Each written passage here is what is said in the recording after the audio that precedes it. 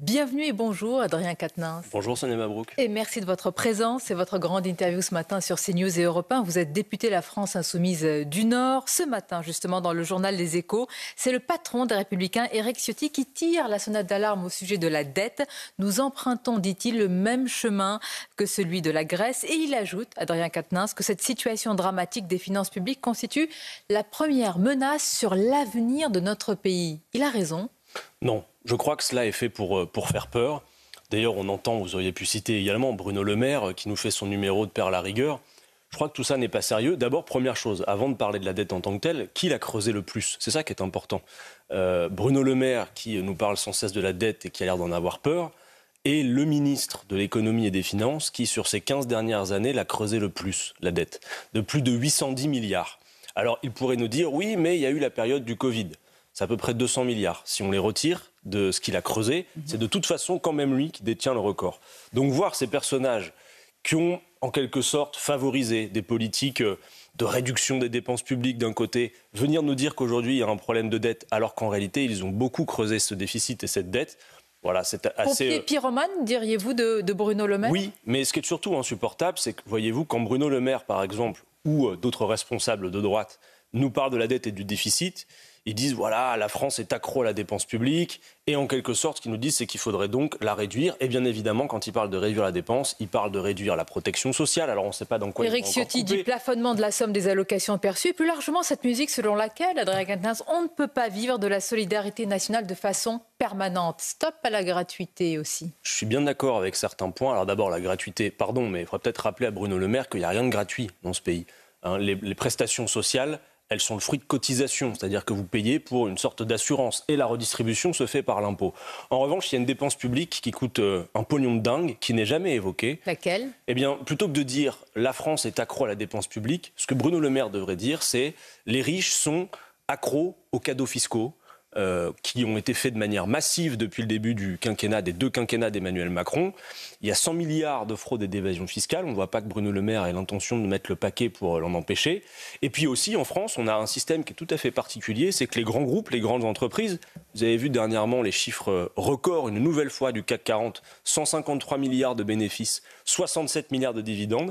Ces entreprises sont biberonnées, accros, c'est le cas de le dire, aux aides publiques. Donc en réalité, plutôt que de parler sans cesse de la protection sociale... Ce sont vos pistes d'économie, parce qu'hier, le ministre de l'économie vous a interpellé à l'Assemblée nationale. Il vous a dit, allez-y, banco, donnez-moi une première piste d'économie. Eh bien, je lui en donne plusieurs. D'abord, M. Bruno Le Maire, rétablissez l'impôt de solidarité sur la fortune. Vous avez plus de 70%. Ben oui, mais sauf que Sonia Mabrouk, regardons l'efficacité de la mesure. Parce que, a priori... ça n'a pas été fait pour faire plaisir aux riches. En tout cas, ce n'est pas ce qui nous a été dit.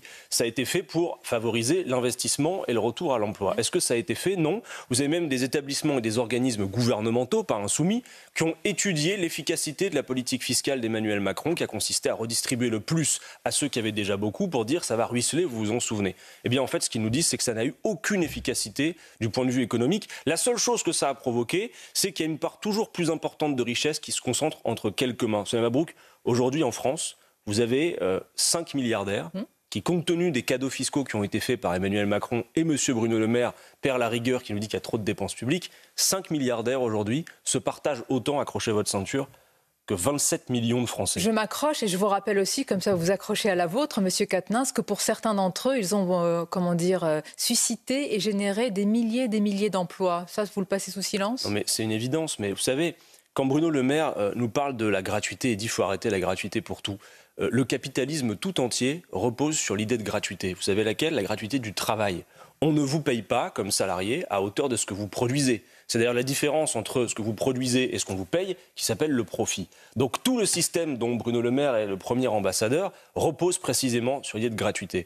Voilà, je pense que ces gens-là sont de piètres économistes et que eux qui ont creusé le déficit et la dette pour faire des cadeaux toujours eux-mêmes, n'ont pas à donner des leçons aux Français dont vous savez très bien qu'aujourd'hui ils souffrent beaucoup. La principale préoccupation des Français, on le voit, c'est la question du coût de la vie, c'est la question du prix de l'énergie, c'est la question des loyers. Il y a une situation de quart-monde qui s'étend en France pendant que de plus en plus vous avez une concentration de richesse entre quelques mains du fait de leurs politiques qui sont inefficaces. Vous avez cité le pouvoir d'achat, la pauvreté, la précarité. On peut ajouter aussi l'insécurité, les trafics. À ce sujet, à Marseille, lors d'une visite surprise hier, le président de la République a promis, Adrien Quatennens, une lutte implacable face au narcotrafic, refusant, dit-il, tout discours défaitiste et affirmant que l'objectif était de rendre, je cite sa phrase, la vie des dealers impossible. Alors c'est un vœu pieux ou alors vous y voyez une vraie volonté politique? Bon, hier à Marseille, j'ai l'impression qu'on a plus assisté, nous tous, à un tournage d'un grand film de cinéma qu'à une véritable opération de justice et de police. On avait l'impression de voir un mauvais numéro d'une émission chez une chaîne concurrente, enquête d'action, voilà. Je pense, Mme Mabrouk, que les Français en ont assez des opérations de communication d'Emmanuel Macron. Ils aimeraient peut-être le voir moins, mais que leur vie change plus.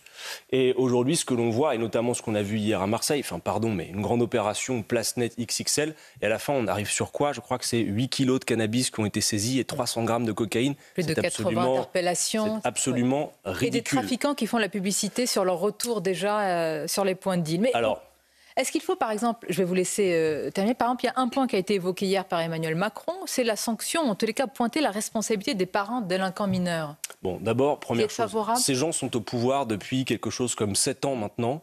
Monsieur Darmanin, c'est 5 ans de guerre à la drogue. Pour quel résultat? La consommation continue d'exploser. Nous sommes un des pays, la France, qui a le modèle le plus répressif et qui a le plus de consommateurs. Et on le voit, ça ne cesse d'augmenter.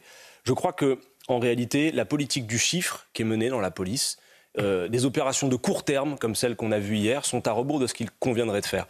Comme le dit régulièrement mon collègue Bernalicis, qui à l'Assemblée s'occupe de ces questions, il faudrait au contraire mettre le paquet dans le long terme, dans la police judiciaire, dont vous savez d'ailleurs que la réforme de M. Darmanin l'a mise en grande difficulté, dans le fait d'avoir du renseignement sur place et des enquêtes de long terme. Je crois, Mme Mabrouk, que les opérations de démantèlement de trafic et de police les plus efficaces sont celles que l'on voit et que l'on entend le moins. On peut être d'accord avec pas celles comme hier. Adrien Quatennens, mais quand vous dites le système le plus répressif, ce n'est pas ce que disent les policiers quand ils voient, alors le lendemain j'exagère, mais quelques jours après, les mêmes trafiquants, les mêmes dealers revenir sur les points de deal. Vous avez raison. Alors, fixons-nous 2 objectifs comme responsables politiques vis-à-vis de la drogue. D'abord, il y a une question sanitaire, il faut le rappeler.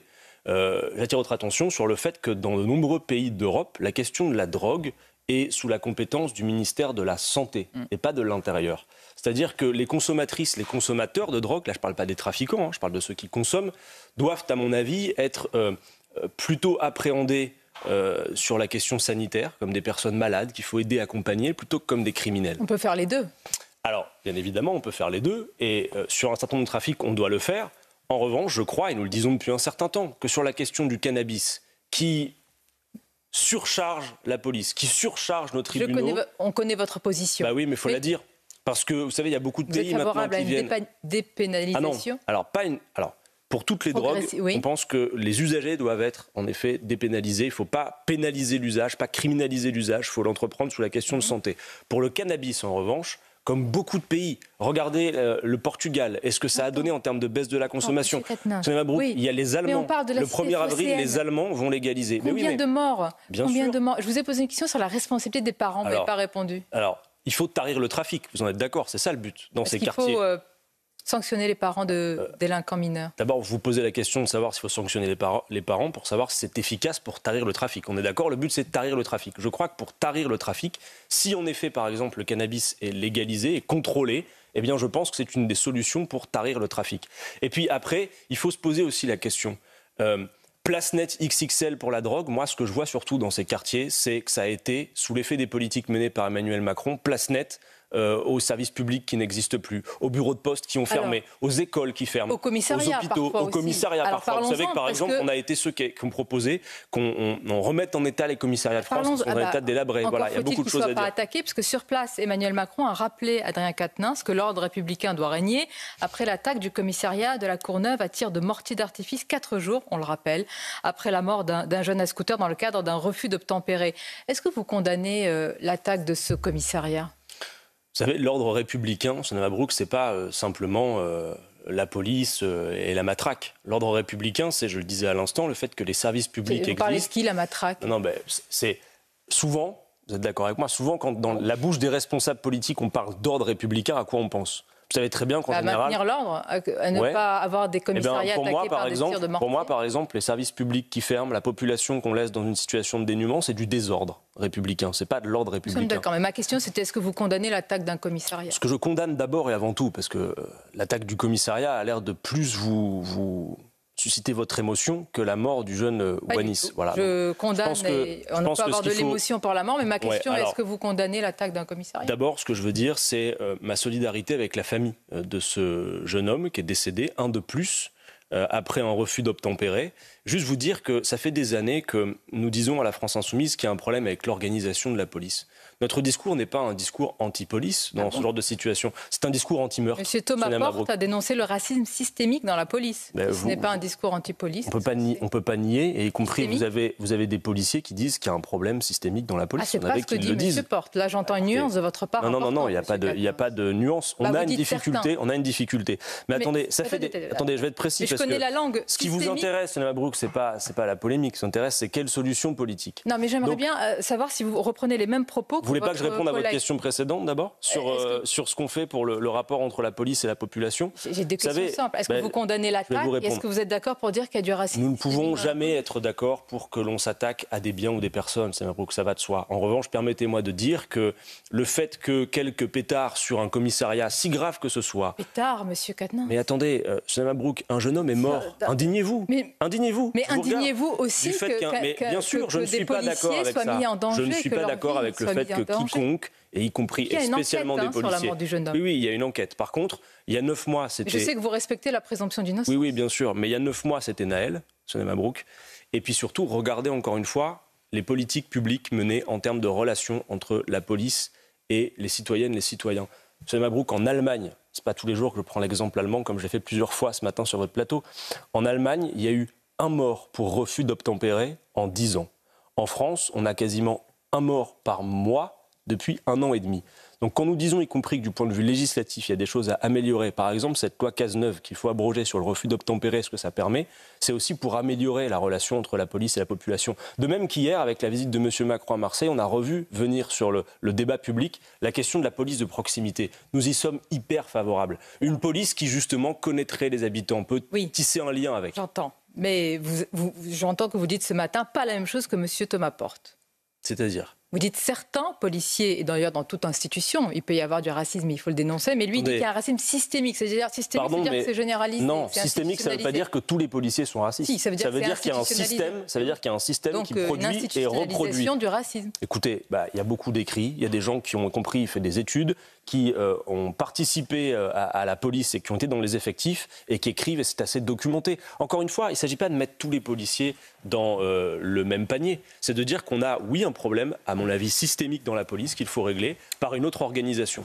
Adrien Quatennens, toujours à Marseille hier, Emmanuel Macron évoquait beaucoup de sujets, y compris internationaux, notamment sur l'Ukraine. Et quand vous parlez de la paix, de négociations sur ce sujet, la majorité vous répond, comme hier d'ailleurs, à ce micro, Valérie Ayé, tête de liste Renaissance, elle vous répond esprit munichois, renoncement, soumission, reddition. Que répondez-vous à cela? Bon, d'abord, il faudrait que ces gens-là prennent quelques cours d'histoire sur... les différences, y compris entre les conditions dans lesquelles la guerre de 14-18, celle de 39-45 se sont menées. Mais au-delà de ça, qu'ils aillent jusqu'au bout de leur démarche et qu'ils disent quelle est leur proposition. C'est quoi? C'est d'aller faire la guerre, d'aller jusqu'à Moscou et d'engager la France dans une guerre nucléaire avec une autre puissance nucléaire. Tout cela n'est pas raisonnable. Tout le monde sait que la solution à ce conflit sera une solution diplomatique tôt ou tard. Et que la France doit pouvoir intervenir en ce sens. Il existe des organismes internationaux qui permettent ce genre de discussion. Eh bien, par exemple, l'OSCE, eh bien, voilà ce qu'il faudrait faire. C'est véritablement prendre l'initiative diplomatique. On ne voit pas aujourd'hui que l'escalade guerrière va pouvoir nous mener où que ce soit. Il a été question également de Gaza. Et d'ailleurs, à ce sujet, il y a eu une habitante qui a interpellé le président et qui lui a reproché un 2 poids 2 mesures. Autrement dit, d'être très ferme vis-à-vis de Poutine et puis d'être, j'allais dire, plus, en tout cas, estime-t-elle, plus laxiste vis-à-vis de Netanyahou. Est-ce que vous reprenez à votre compte cette comparaison? C'est le moins qu'on puisse dire. Les mêmes qui revendiquent le droit international pour les Ukrainiens à juste raison et des sanctions pour Vladimir Poutine à juste raison, sont très timorés quand il s'agit de défendre les Palestiniens et de réclamer des sanctions contre le gouvernement de M. Netanyahou, évidemment. Et depuis que la Cour de justice internationale... Alors j'entends, il y a le langage des petits polémistes de plateau télé, mais il y a aussi le langage du droit international. Depuis que la Cour de justice internationale a statué sur le fait qu'il y avait à Gaza un risque génocidaire, cette décision n'est pas juste un effet d'annonce. Elle oblige les signataires de la Convention contre le génocide. Donc la France doit agir.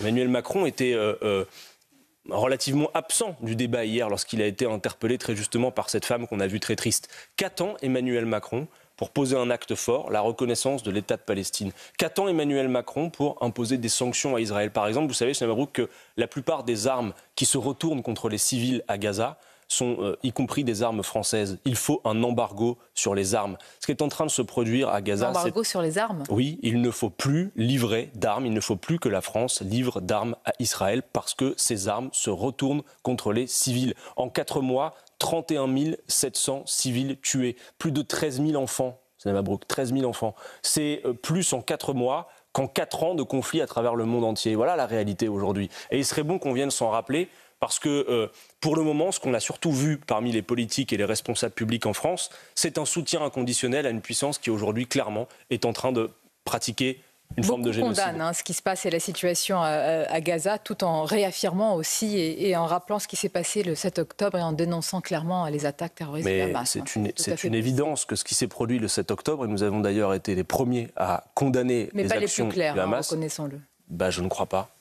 Non mais attendez, si vous avez quelque chose à redire de précis, c'était simplement Jean-Luc Mélenchon a été le premier responsable politique. Considéré comme une organisation terroriste, mais vous connaissez le débat qui dure. Alors, son mode opératoire est terroriste, c'est indéniable. Et nous l'avons toujours dit, nous l'avons dénoncé. En revanche, en effet, du point de vue du droit international, pas de la langue qui fait plaisir sur les plateaux télé, le Hamas en tant que tel n'est pas reconnu comme une organisation terroriste. Vos collègues de l'AFP, par exemple, que vous n'allez pas suspecter de je ne sais quoi, ne qualifient pas le Hamas d'organisation terroriste. C'est un débat, non. On peut non pas suspecter, mais interroger quand un média ou un politique ne qualifie pas une organisation terroriste de terroriste. Alors attendez, Sonia Mabrouk, on va faire un peu de droit, juste un instant, du coup, si vous le voulez bien. Regardez. Vous ne connaissez peut-être pas ces résolutions de l'ONU.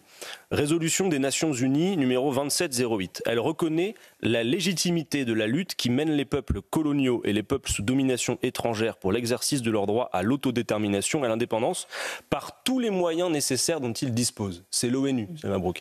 Et elle dit également, réaffirme la légitimité de la lutte des peuples pour se libérer de la domination coloniale et étrangère. Y compris par une organisation terroriste. Attendez, Sonia Mabrouk. Moi, je parle la langue du droit international. Et ce que je suis en train de vous lire, ça pèse peut-être moins pour vous que CNews et Radio J, mais ça s'appelle les Nations Unies. D'accord ? Et les Nations Unies reconnaissent cette légitimité. Pour autant, évidemment, le mode opératoire du Hamas le 7 octobre, lui, tombe sous le coup de la loi, et ce sont des actes qui ne sont pas acceptables, qui sont des crimes de guerre, qui sont des actes terroristes, et ça, nous n'avons pas de difficulté à le dire. Merci Adrien Quatennens, on est arrivé au bout. On n'a pas du tout le temps de parler des élections européennes. Mais Manon Aubry sera notre invité. Permettez-moi juste de dire un seul mot alors pour conclure. Si vous avez voté pour Jean-Luc Mélenchon en 2022 ou pour la NUPES en juin 2022, refaites-le le 9 juin prochain en votant pour la liste conduite par Manon Aubry. Merci d'avoir été notre invité. Je vous dis à bientôt Adrien Quatennens. À bientôt, merci.